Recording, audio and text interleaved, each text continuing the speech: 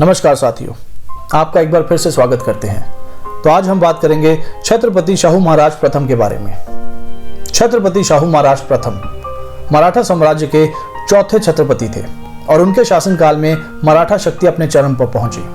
वे छत्रपति संभाजी महाराज के पुत्र और छत्रपति शिवाजी महाराज के पोते थे। उनका शासनकाल मराठा इतिहास का सबसे महत्वपूर्ण और निर्णायक दौर था। उनके शासनकाल में मराठा सत्ता को उत्तर भारत में विस्तारित किया गया और पेशवा प्रणाली स्थापित हुई। शाहू जी महाराज का पूरा नाम शाहू जी भोसले था। इनका जन्म 18 मई 1682 महाराष्ट्र में हुआ। छत्रपति शाहू जी महाराज का जन्म ऐसे समय में हुआ जब मराठा साम्राज्य मुगलों के लगातार हमलों का सामना कर रहा था। उनके पिता छत्रपति संभाजी महाराज, जो मराठा साम्राज्य के दूसरे शासक थे, 1689 में मुगलों के हाथों बंदी बनाए गए और उन्हें यातनाएं देकर मार दिया गया। संभाजी महाराज की हत्या के बाद मुगलों ने उनके परिवार को भी बंदी बना लिया। शाहू जी और उनकी माता यसूबाई को दिल्ली और आगरा में मुगलों की कैद में रखा गया। शाहू जी को मुगल दरबार में पाला गया, लेकिन उन्होंने अपनी मराठा पहचान नहीं छोड़ी। इस दौरान उन्होंने मुगल प्रशासन और उनकी राजनीति को गहराई से समझा। शाहू जी महाराज को इस्लाम अपनाने का दबाव डाला गया, लेकिन उन्होंने मना कर दिया।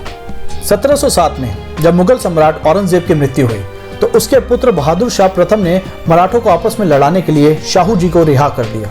शाहू जी महाराज को यह शर्त दी गई कि वो मुगलों के अधीन रहेंगे, लेकिन उन्होंने इसे अस्वीकार कर दिया। जब शाहू महाराज को मुगलों ने रिहा किया तब ताराबाई, राजा राम महाराज की पत्नी, पहले से ही अपने बेटे शिवाजी द्वितीय को मराठा राजा घोषित कर चुकी थी। अब मराठों में सत्ता संघर्ष शुरू हो गया।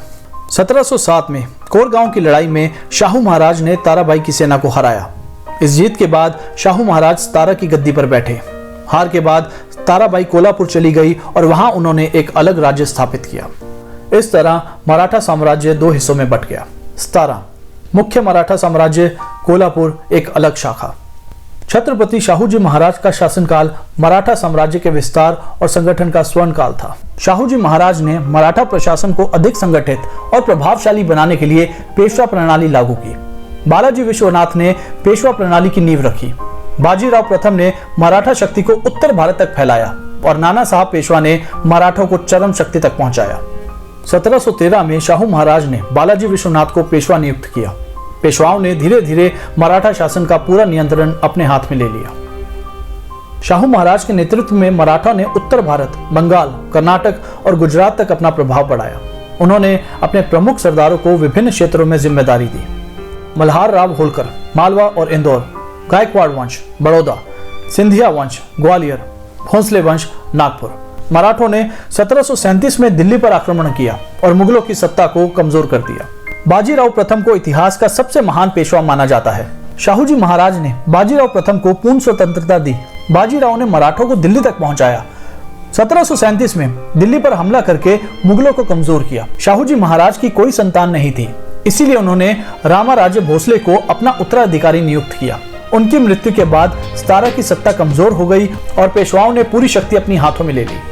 छत्रपति शाहू जी महाराज मराठा इतिहास के सबसे प्रभावशाली शासकों में से एक थे। उनके शासनकाल में मराठा साम्राज्य पूरे भारत में फैला और पेशवाओं ने इसे नई ऊंचाइयों तक पहुंचाया। उन्होंने न केवल मुगलों की शक्ति को कमजोर किया, बल्कि मराठा शासन को एक मजबूत प्रशासनिक ढांचे में संगठित किया। छत्रपति शाहू महाराज के बिना मराठा साम्राज्य का विस्तार संभव नहीं था। वे शिवाजी महाराज के वास्तविक उत्तराधिकारी थे।